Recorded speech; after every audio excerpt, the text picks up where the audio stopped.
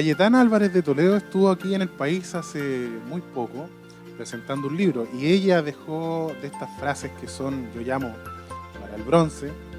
Una de ellas dice: una constitución debe constituir, no disolver, unir, no dividir, integrar, no segregar y mucho menos desintegrar. Bienvenidos al segundo episodio de La Iglesia Decide. En este episodio vamos a estar conversando con un invitado espectacular, un panelista que trabaja aquí en la casa, y vamos a hablar de los constituyentes, de este conglomerado, ¿cierto?, que ya tiene listo el borrador y su preferencia ideológica. También vamos a comparar ciertas cosas de la Constitución actual que nos rige y vamos a ir conversando sobre el plebiscito, este voto tan importante, ¿cierto? La Iglesia decide, la Iglesia tiene este voto, la Iglesia tiene una forma de pensar que nos va a ayudar y que ojalá nos ayude a tener un voto correcto, un voto pensado, un voto, ¿por qué no decirlo?, espiritual también, tener un pensamiento crítico sobre el tema. Y está con nosotros Iván Troncoso, él trabaja aquí en la casa, él tiene una vasta experiencia también en el mundo laboral. Tenemos a un invitado que es un honor tenerlo acá, don Gabriel Celis Danziger.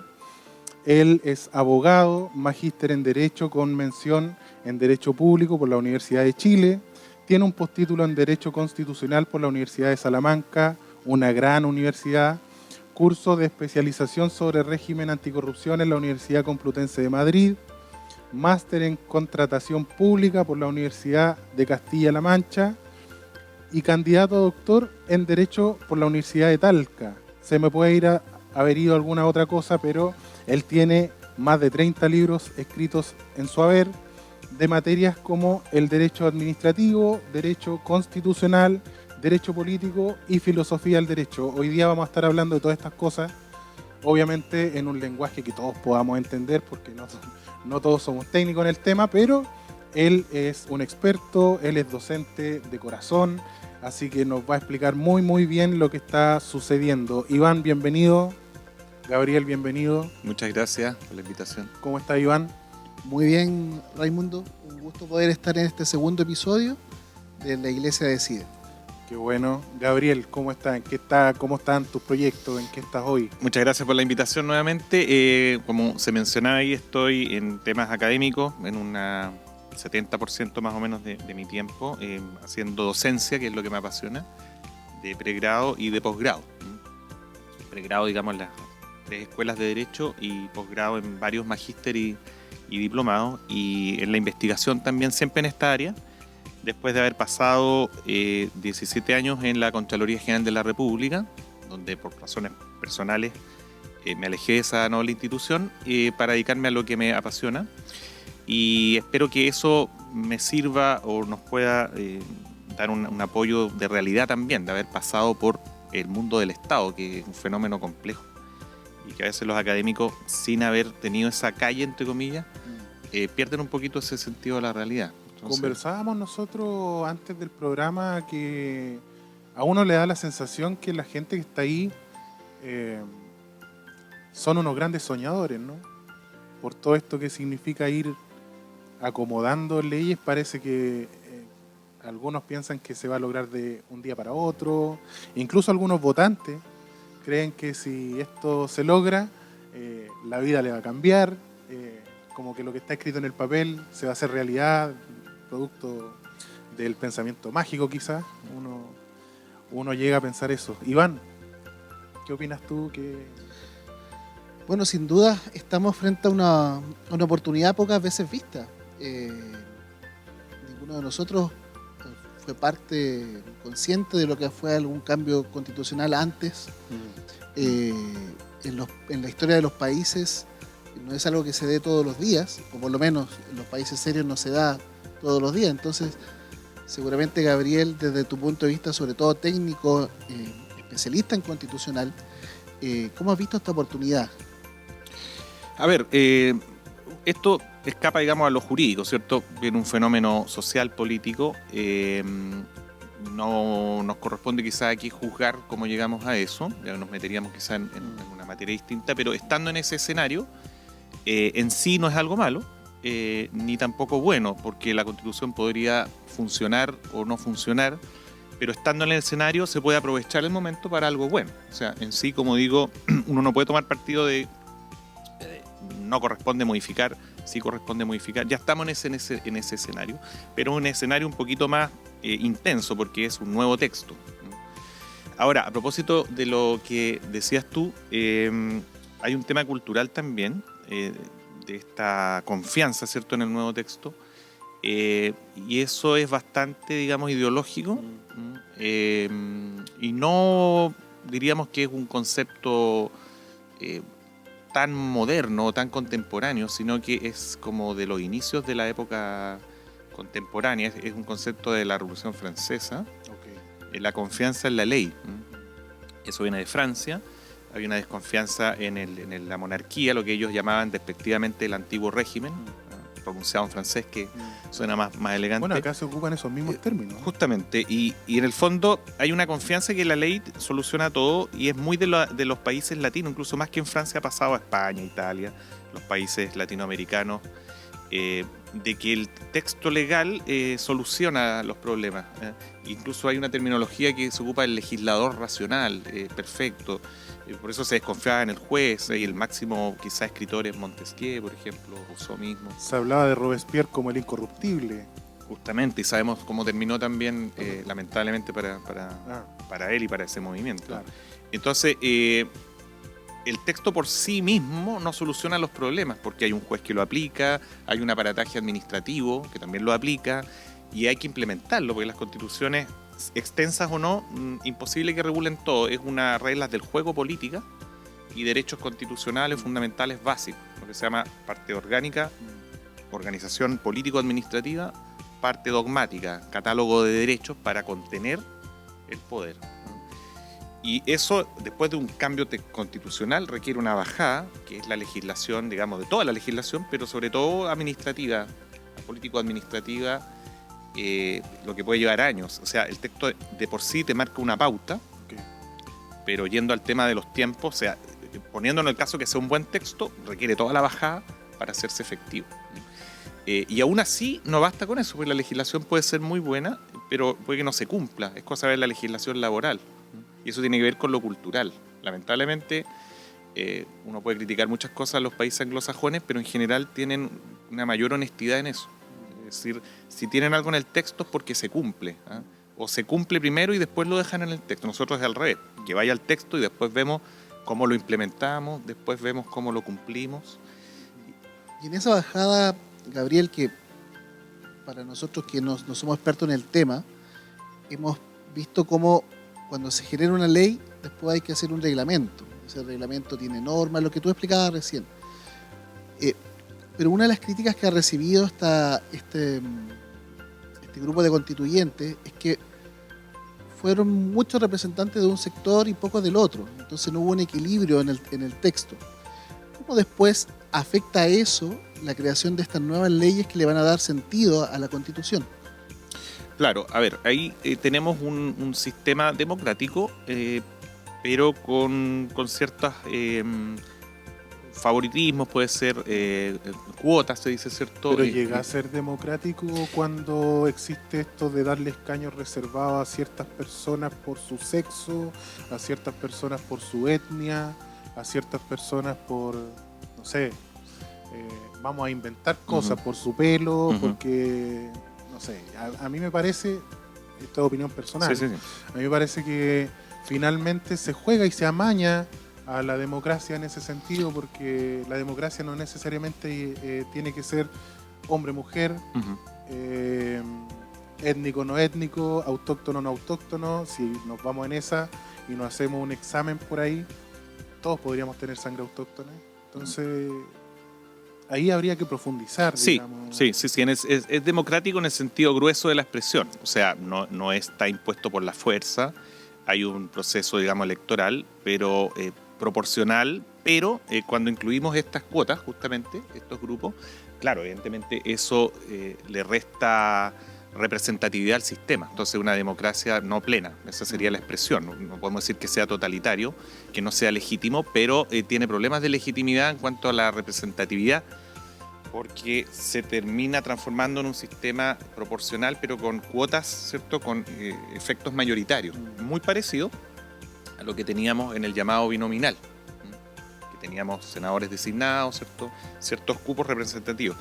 La inclusión en general, como paréntesis, en sí no es mala. El problema es que se incluyen al que el poder decide que se va a incluir. Entonces, si fuera por inclusión, yo incluiría, ¿cierto?, a alguien que tiene una discapacidad a lo mejor física y mental, como por ejemplo mi hijo.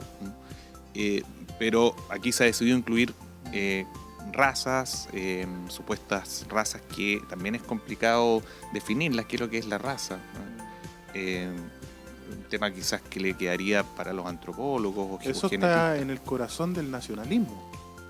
Claro, el tema de las razas no es nuevo,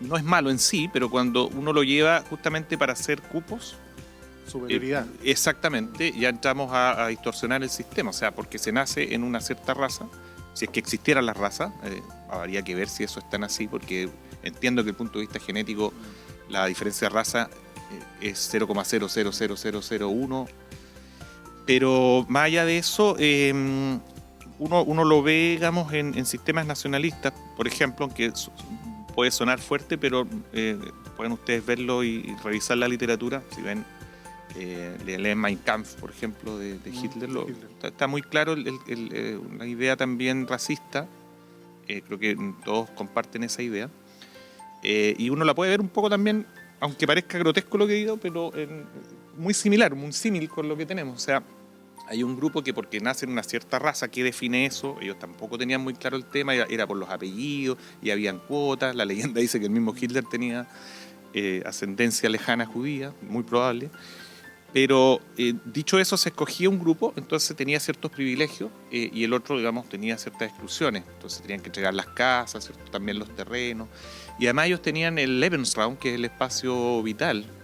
También lo veo, no es igual, pero es muy análogo a decir que una comunidad indígena, por ahí sale en el texto, en el proyecto, puede buscar un territorio histórico.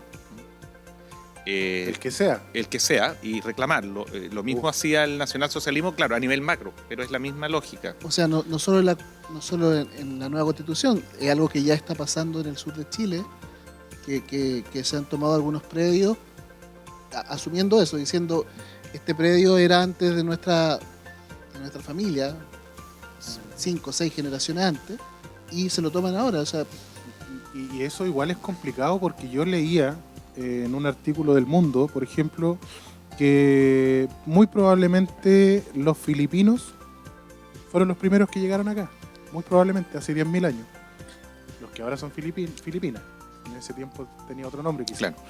Pero ¿qué pasaría si un filipino llega donde un mapuche y le dice, oye, esta tierra no es tuya, es mía?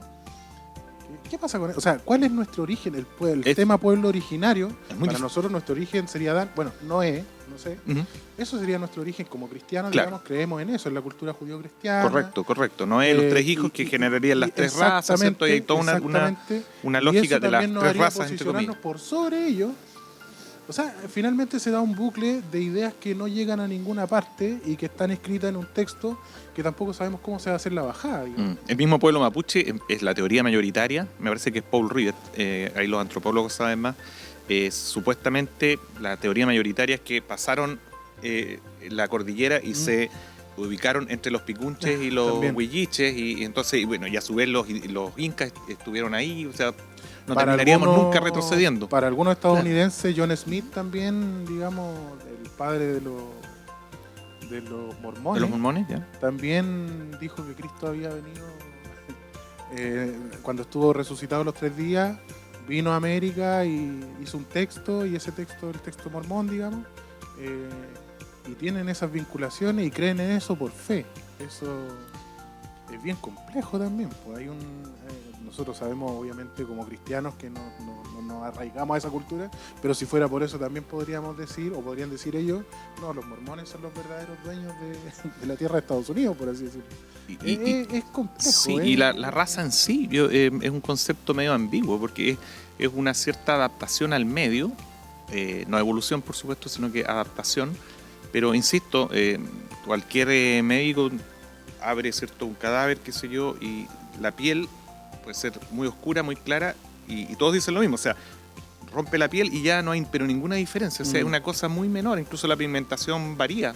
Si alguien se va a zonas heladas y tú lo ves, lo dejas ahí 30 años, no va, a lo mejor es moreno, no va a ser blanco, pero... No, pero después de 6 generaciones probablemente y él sea mismo blanco. va a bajar un poquito el tono, entonces es curioso que vuelvan todas estas teorías, que son... Bueno, eso obedece a que muchos de los constituyentes representaron su carácter ideológico en esto, lo transmitieron en el texto. Este carácter ideológico, en este nuevo texto que se creó, involucra que perdamos nosotros algunas de las libertades que ya tenemos hoy día, por ejemplo. Ahí yo creo que se respira unas, digamos, diversas teorías de filósofos contemporáneos, pero sobre todo diríamos que yo veo ahí un poco detrás de ellos a Hegel, que es un filósofo alemán del siglo XIX, muy complejo, o sea, de estos filósofos de verdad, o sea, muy denso. De hecho, digerir, habría que leerlo en alemán. Yo creo que la mayoría de ahí de la convención no lo ha leído, o no en alemán por lo menos. Pero en general él, no sé si lo decía textual, pero sí los autores llaman la idea de Hegel como la divinidad del Estado, o sea, textual. O sea, él cree en un Estado divino, o sea, perfecto. Y de ahí bajan prácticamente todas las ideas de que el Estado soluciona la vida diaria, los problemas. Hegel inspira directamente a Karl Marx. Lo dice, solamente que él lo invierte. Dice que de la lucha de clases. Exactamente, le coloca el componente histórico, económico, y Hegel tenía en mi opinión, una visión un poco más elevada, en el sentido de que veía esta lucha de los contrarios por un asunto espiritual. Él por espiritual entiende algo intelectual, cultural, y Marx dice groseramente, soberbiamente, dice que Hegel tenía las cosas patas arriba, lo dice por ahí textualmente. Señalando que es la economía, en el fondo, el estómago lo que manda. Cuando él separa la estructura de la infraestructura. Exactamente. Digamos. Entonces, para él, lo único que existe es la estructura, lo material, lo real, lo dice textual. Y como él llama, la infraestructura. Exacto. Y la superestructura es toda la creación, digamos, que nosotros diríamos intelectual, espiritual, es una creación de la clase dominante para instaurar su poder. Ahí incluye Estado, Iglesia. Es curioso porque... parece bien idílico esto, en el sentido de que Marx quiere que desaparezca el Estado, por esto mismo, pero al final es hegeliano, porque antes de eso viene la toma del proletariado. Exacto. Y que él la llama así, dictadura del proletariado, dictadura. Y que es el socialismo de Estado, y que además en la práctica es el que se ha aplicado en distintos pueblos, digamos, naciones, y nunca el comunismo, por lo menos marxista. Entonces, en la práctica, muchos dicen, no, pero el marxismo quiere que desaparezca el Estado, pero el Estado, digamos, no desaparece. O sea, justamente que sigue esta idea hegeliana. Y si leen a ustedes también a Hitler y a Mussolini también el discurso que tiene, Mussolini a su vez se basa en Giovanni Gentile. Tienen también, pero expresamente, esta idea hegeliana. O sea, todos estos totalitarismos son parientes. Claro, esas ideas también después las toma Gramsci y mete posmodernismo, donde todos estos muchachos jovencitos que ahora tenemos en nuestra autoridad, por así decirlo, tienen esto en la sangre, digamos. Yo quería meterme ahí, digamos, en el tema de las libertades, y preguntar directamente qué tipo de libertades como persona, como individuo, como iglesia, estamos perdiendo con estas propuestas, digamos, con las propuestas del borrador, con las propuestas de la Constitución, de la Constituyente, con la ideología de ellos, ¿cierto? Por ahí hablábamos tras bambalinas que hay algunas cosas que están pasando desapercibidas por la población, por la iglesia también, y que son muy peligrosas. El tema es para hablar horas, vamos a tratar de resumirlo un poco. Lo primero que me parece gravitante es el orden de Estado y persona. Tenemos el borrador, pero por lo que he escuchado de los mismos convencionales, el orden se mantiene. Es decir, si ustedes se fijan, un dato de punto de partida para entrar a conversar es que partimos con el Estado.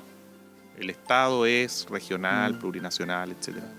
O sea, el Estado, ¿no? Y después viene la persona. La Eso familia ni hablar, pues la familia no aparece, no aparece está como digamos, en ese núcleo, plano, digamos, claro. Aparece después la familia también, pero, o la familia, pero en otra ubicación. El texto actual, usted se fija, en parte con la dignidad. ¿Ah? Incluso la denominación es la versión dignidad mixturizado con el liberalismo francés, igualdad, ¿cierto? Libertad, Libertad, igualdad. Igual, Claro, libertad, fraternidad no se identidad. menciona, hay que hay dignidad, un mix ahí, pero es la persona, claramente. Originalmente decía los hombres, se colocó después personas por razones más coloquiales. Y después la familia, los grupos intermedios, ojo, que es un tejido social que va entre la familia y el Estado, muy importante, lo que llaman los cuerpos intermedios de la sociedad o sociedad civil, que son muy importantes. que son muy importantes. Que en la práctica serían una junta de vecinos. Por ejemplo, una- ¿cierto? Una sociedad profesional, una asociación gremial, los mismos sindicatos. ¿Se pierde la libertad de asociación entonces? Si nos metemos en la libertad de asociación, en algunos aspectos sí, en otros no. Por ejemplo, habría que ir viendo por áreas, porque la libertad de asociación pueden ser los partidos políticos, pueden ser otro tipo de entidades con fines de lucro, sin fines de lucro. La libertad de asociación, yo diría que es lo que se ve menos golpeada, pero Ok. por zonas sí, puede ser, en algunos aspectos. Podemos mencionar las iglesias en un instante, o lo podemos mencionar ahora. A ver, en las iglesias hay dos temas. Hay una parte orgánica de constitución de iglesia, administrativa, el derecho administrativo, y otra más constitucional filosófica, ¿ya? De derecho. Yo creo que hay un tema gravitante, a propósito del programa en que estamos. Yo creo que vale la pena profundizar este tema. Como digo, podemos profundizar otros más, pero no hay este problema. yo creo que es No hay interesante. problema. En palabras simples, hoy día en el texto tenemos la libertad de conciencia y de culto, que son distintas pero complementarias, en el texto constitucional actual, que es el 19 número 6. ¿Ya? Es el dato, digamos, duro. Y después tenemos la parte orgánica, organizativa de las iglesias, derechos de las iglesias. ¿Ya? Voy a explicar esto porque no lo he visto en ningún programa comentario. Eso es lo que está pasando por debajo de la alfombra. Me digamos, parece ¿no? O sea, realmente, como académico más bien lo he percibido, me sorprende. Entonces, bueno, que ahora nadie que, lo haya notado, digamos. sí, que afloró el tema, expliquemos cómo es y cómo queda, Ok. en versión, digamos, Fácil de en entender. general, claro. Texto actual, libertad de conciencia, culto. Hay más o menos específico que la libertad de conciencia es más amplia. Si no hay libertad de conciencia, podríamos decir que no habría libertad de culto, o algunos dicen que la libertad de culto viene de la libertad de conciencia. Pero la libertad de conciencia es la posibilidad de creer o no en cualquier tipo de manifestación, o sea, espiritual, sobre todo intelectual, ¿no? O sea, creer que el mundo es material solamente, o hay un mundo inmaterial. Dentro de eso, si hay un mundo inmaterial, un mundo no sobrenatural, Ok. ¿cierto? Toda la manifestación de creencias, filosofías materialistas, etcétera, y la religión, derechamente, en considerar la existencia, ¿cierto?, de un orden sobrenatural, de un creador, etcétera, y de eso bajarlo después a una organización que te represente. Eso es el punto de vista constitucional filosófico. Y en ese sentido, la bajada aquí concreta es que se protege ciertas garantías de funcionamiento de las iglesias para que pueda desarrollar esta libertad de conciencia y de culto, las personas que adhieran a ella. Todos los que adhieren a una iglesia o que no adhieren están ejerciendo la libertad de conciencia. Luego de ejercer la libertad de conciencia, la libertad de culto, si opté por, ¿cierto?, una determinada religión. Y en ese contexto se dan, atención acá, exenciones de contribuciones de los templos y sus dependencias. Todo lo que sea el templo y sus dependencias, digamos, destinadas al culto. Y eso por nivel constitucional. Veamos el otro escenario actual. En el nuevo proyecto se elimina la libertad de conciencia, muy curioso esto, y se mantiene la libertad de culto. Extrañísimo el fenómeno.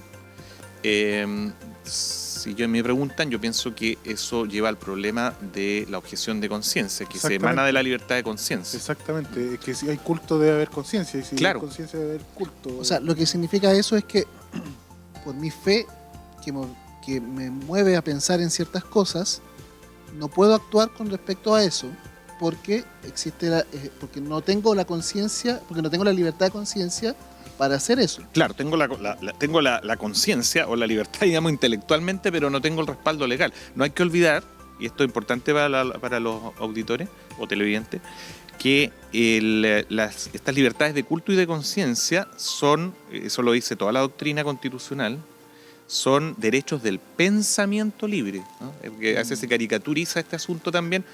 Es un tema emocional, ¿cierto? O subjetivo personal. Atención, son derechos del intelecto. ¿no? O sea, hay un efecto intelectual. A propósito del tema de la fe, la fe es un acto intelectual. Es un argumento un poco a veces para bajarle el perfil a estos temas y perdonando la expresión, ningunear casi la opción ningunear intelectualmente la opción de culto, ¿no? Porque el acto de fe está presente en todo lo cotidiano. Entonces, aunque diga que tenemos libertad de culto, eso va a implicar que nos podemos reunir, que podemos tener un lugar, pero que en realidad no podemos pensar distinto a ellos. O sea, Fuera del lugar. Podríamos Una cosa cantar, así. pero lo que hagamos de aquí para afuera tiene que ser lo mismo que ellos nos están diciendo. Claro, el caso concreto, si no tengo la libertad de conciencia, yo en mi vida cotidiana, justamente voy a tener limitada expresar esa libertad que está de la mano con mi culto. O sea, no quiero practicar un aborto, un que por aborto. ejemplo los doctores Y- lo que y- han y- podido hacer hasta el momento. Por Y si ejemplo. nos vamos más profundamente, incluso aquí adentro, si llega una pareja de homosexuales Ujú, a querer casarse, ujú. la ley que impide la libertad de conciencia impediría que alguien se oponga. Exactamente. Wow. La libertad de conciencia hace la bajada Wow. al mundo, O sea, digamos. esto abre las puertas Sí. derechamente. Sí, baja el nivel de protección porque me hace la bajada, ¿cierto?, de la libertad de conciencia al mundo cotidiano. ¿ah? Ok. En Y- el aspecto económico de las mismas Sí. iglesias, tú nos decías que también una parte era la parte de conciencia, pero también había un aspecto legal con respecto a los terrenos, a los edificios que nosotros tenemos. Sí, en el texto actual hay exención de contribuciones por norma constitucional, ¿no? Inmediatamente.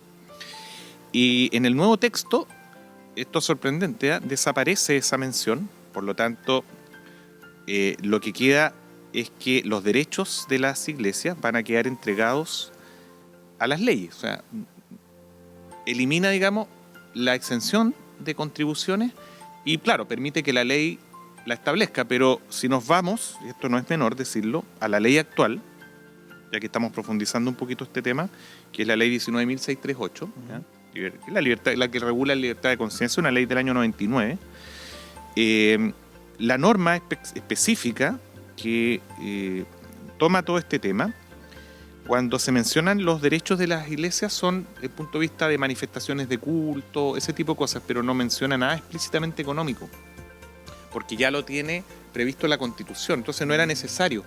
Pero al eliminar la Constitución, esa norma, nos queda esta ley y esta ley no la protege. No sé si se entiende para ser bien expreso, o sea, eliminamos el derecho base.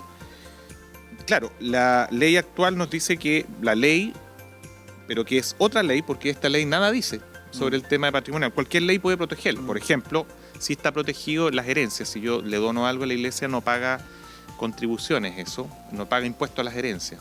Pero la exención de contribuciones de la ley de renta, por ejemplo, no quedan protegidas hoy día. O sea, automáticamente... Claro, es decir, todas las iglesias o todos los terrenos que tengan, por ejemplo, nosotros que tenemos este terreno, al ser parte ahora de la iglesia, tendríamos que empezar a pagar contribuciones al Estado, que al final es un arriendo que pagamos año a año, por utilizar un terreno que es nuestro y que se mide de acuerdo a los metros cuadrados y a la construcción que haya. Entonces, seguramente, como la idea es que los que tienen más paguen más, se va a crear una norma en que nos van a obligar a pagar cierta cantidad de dinero, no tan solo a nosotros, sino a todas las iglesias o a todos los terrenos que tengan las iglesias, y eso se puede ir agravando año a año hasta que se haga imposible pagarlo y por ende el Estado se apropie del terreno. En palabras sencillas eso es porque tendrías tú que legislar para proteger la exención de contribuciones, que no lo he escuchado en ningún lado. Y repito, ahí lo pueden chequear usted, artículo 17, estaba buscándolo acá de la ley. Las personas jurídicas de entidades religiosas regidas por esta ley tendrán los mismos derechos, exenciones y beneficios tributarios, atención acá, que la Constitución de la República, las leyes y reglamentos. O sea, claro, que te dé el ordenamiento jurídico, pero la ley no se preocupa de ese detalle, habla de las donaciones nomás. Claro. Entonces, es un tema, yo encuentro bastante Peligroso. Sí, la verdad es que Peligroso. O sea, generaría lo que dices tú. la nueva Constitución no nos persigue por tener una religión distinta, No, pero sí nos va a perseguir económicamente hasta hacernos inviable el que podamos tener un espacio de reunión. exactamente, porque ahí, además que esta ley está, la actual está hecha un poco en el marco de la Constitución, le sacan como la esencia, y con Exacto. eso, claro, por eso esta ley no se mete en el tema, mucho en el tema patrimonial, que tenía el sustento constitucional, pero si no, queda vacía, tendrías tú que modificarla, tema que evidentemente todo dice que no es la intención. Claro, o sea, nos dan, por así decirlo, yo he escuchado a ciertos cristianos decir, no, la nueva Constitución se preocupa de la libertad de culto. Y es cierto, lo deja establecido, pero le quita el piso A la libertad de conciencia y a a poder la, ejercerlo. Claro. Sí, incluso un comentario un poquito más académico, pero que no es menor. El Estado de Derecho, que está tan de moda, con justa razón, en palabras sencillas, es la juridicidad. O sea que todas las personas y los órganos del Estado se sometan al ordenamiento jurídico. Pero en tiempos contemporáneos, además, requiere que las leyes no sean una cosa aberrante, o sea, que tengan un cierto contenido. Porque también conocido es el régimen nazi, en que se cumplían, eran muy ordenados, cumplían las leyes y eran leyes aberrantes. Podemos ver. Bueno, precisamente después de la Segunda Guerra Mundial nace la ONU y la ONU establece como derecho humano, ellos mismos, como derecho humano la libertad de conciencia. Entonces, es como que va en contra incluso de los derechos humanos esto. Absolutamente. Hay un autor, que ya esto es más académico, pero igual para los abogados que están escuchando, que es Hans Kelsen, que es un autor, digamos, germano, judeo-germano positivista, o sea, que en el fondo no sigue la tradición así greco-romano, cristiana, sino que muy, comillas, moderno. Pero él, esto es bien interesante, él dice que cuando define el Estado, el derecho, perdón, el Estado de Derecho, aparte del sometimiento a las leyes, la separación de poderes, todo este tipo de cosas, sorprendentemente dice que tiene que haber libertad, atención acá, de religión, al menos conciencia y opinión e información. Un autor que de hecho mismo se declara relativista axiológico, o sea, no es un autor cristiano ni mucho menos, todo lo contrario, pero él mismo menciona, me llama la atención eso, que tiene que haber derechos humanos y como ejemplo dice la libertad de religión, el que no practicaba ninguna, por lo menos específicamente, conciencia y opinión e información. Entonces creo que es un tema muy gravitante. Y pasando a otra libertad, Sí. la libertad de educación, por ejemplo, la libertad que hoy día tenemos los padres de educar a nuestros hijos, ¿cómo queda eso, el nuevo texto? El texto actual tenemos la libertad, digamos, de los padres, varias libertades para, digamos, puedes tú elegir el lugar de educación de los hijos. Igual en la práctica eso se ha ido limitando un poco para los que no tienen, cierto, que postular a un colegio con una tómbola y todo un tema ya más doméstico que es de hace varios años atrás. El tema de los colegios subvencionados está muy reducido también, pero existe esa libertad y lo que se llama también la autoridad paterna y la patria potestad. La patria potestad es que los padres están al cuidado del hijo, punto de vista legal y patrimonial, eso se mantiene, pero la autoridad paterna se ve golpeada, por decirlo de alguna forma. O sea, esta libertad de educación de los hijos como derecho constitucional fundamental desaparece. Nuevamente, queda en la ley de nuevo. Nuevamente vemos al Estado superponerse a la libertad y a la patria potestad, digamos. A la autoridad paterna. A la autoridad paterna. Y en ese sentido es como que la vida se empieza a transformar en algo más político que algo cotidiano, y la política empieza a invadir áreas de la vida que no, a mi gusto, no deberían invadirla, digamos. Sí, yo diría que es muy hegeliano esto, que el Estado Claro, es divino, exactamente. porque el Estado es bueno. Eso estaba ¿cierto? pensando. Claro, esto se invade porque el Estado, pero como lo han dicho muchas personas, el Estado es una abstracción. Uno puede estar teorizando, yo en la universidad enseño qué es lo que es el Estado, y hay teorías sociológicas, jurídicas, deontológicas, pero al final está administrado por personas, y los que hemos trabajado en el Estado sabemos que tiene imperfecciones, como también lo tiene cualquier grupo humano. Entonces, con la diferencia que son personas que nadie conoce o que tienen el poder, ojo con eso también, no están en una situación de igualdad. O sea, el Estado está sobre nosotros con potestades, etcétera. Entonces, es comprimir nuestras libertades. En el fondo es eso. Y la Carta Política lo que hace es digamos, retener un poco ese poder del Estado. Eso ha sido el avance desde siempre de los filósofos, digamos, griegos, después la época medieval, o sea, siempre después los liberales también, siempre fue, Claro. a ver, cuidado, vamos conteniendo al Estado, vamos poniendo... después ya con Hegel está al revés, o sea, el Estado que solucione todo, vamos de nuevo con... Bueno, algunos liberales y no liberales le llamaban al Estado el gran Leviatán. Esto de... Justamente, Thomas Hobbes ahí Claro. lo desarrolla así, porque él tiene un autor, digamos, anglo, pero tiene formación cristiana, diríamos, entre comillas, protestante, y tiene esa visión caída del hombre, muy marcada, a mi juicio quizás exageradamente marcada, pero no errónea, o sea, de que el hombre es lobo para el hombre, o sea, el hombre no es ese hombre bueno que dice Rousseau, que nace bueno, si yo lo y dejo que en el entorno exactamente, y que es hombre aunque lo deje en el bosque para Rousseau, ¿cierto? Bueno, Si eso no, también le exime de culpa a cualquiera, a un delincuente, al que sea. Y esto también está bien marcado en algunos pensamientos posmodernos, de que casi que la sociedad es la que te corrompe, Así ¿cierto? Esto de hablar del ¿cómo se llama?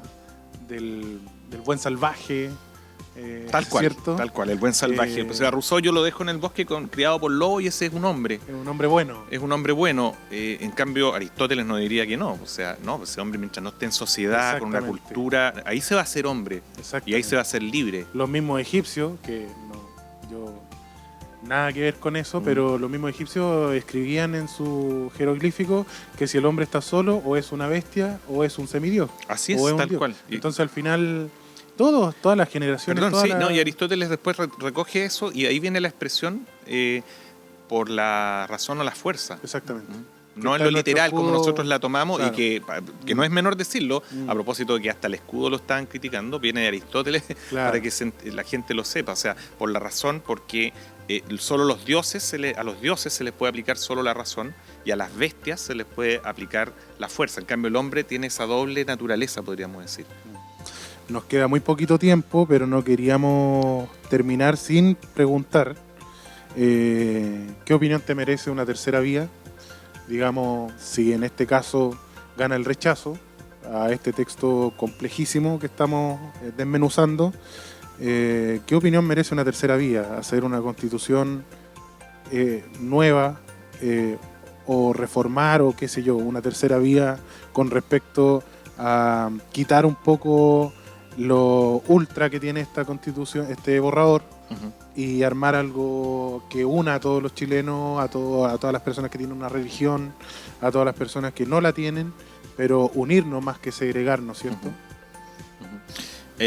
Como decíamos al comienzo, hay un escenario ya de un nuevo texto. En estricto rigor, jurídicamente, el texto actual, como de repente se ha escuchado que está todo malo, un argumento bien falaz. O sea, que el texto actual está todo malo, estaríamos en un caos y en un que desastre. Cualquier constitución va a ser mejor. En realidad, esa es una gran mentira, digamos. Claro, eso es lo primero con ese punto. Segundo, como también es hiper sabido, ha tenido muchas reformas. Yo trabajé en la reforma del presidente Lago, o el expresidente Lago, donde incluso recuerdo, no verbalmente, sino que en libros de profesores que hoy día están por el proyecto nuevo, que llamaban a esa constitución nueva constitución 2005, que hoy día están a favor del proyecto, señalando que esta es la constitución del 80. Pero más allá de eso, El texto, como está el borrador, digamos, tiene problemas a nivel de libertades. No da el tiempo ahora para desarrollar otras libertades, pero vimos 2 ejemplos o 3 bastante potentes. Tiene problemas de contrapeso, como dicen los anglosajones, que check and balance. Check and como, balance. ¿cierto? Como Pesos y contrapesos. Eso, peso y contrapeso, que es una doctrina de James Madison, como del siglo XVIII y XIX. Después están las teorías, bueno, las clásicas de separación de poderes, que vienen ya de Platón, de antes, y que la tenemos con John Locke. Exacto. Después la hizo más famosa el señor Montesquieu. Es clarísimo, ahí tenemos un poder, un congreso, digamos, unicameral, con unos congresos, semicongresos en regiones, pero en el fondo le doy poder. Congreso étnico también se está También, pero independiente de eso, el que tiene el poder real, legislativo, es la Cámara de Diputados y Diputadas, ¿cómo se llamaría? Versus un presidente que sigue potente, pero nosotros tenemos un hiperpresidencialismo, que es bien criticado eso, o sea, un presidente con muchos poderes. Lo que pasa es que los últimos presidentes no ocupan las facultades que tienen. El anterior, son buenos ejemplos de eso. Pero versus ese hiperpresidencialismo queda un presidente con muchos poderes, pero una Cámara de Diputados única, que ya con eso toma todo el poder que tenía el Senado, y además más potenciada. Varios ejemplos. Uno, el presidente tiene ciertos gastos que tiene que aprobarle la Cámara de Diputados, ¿cierto?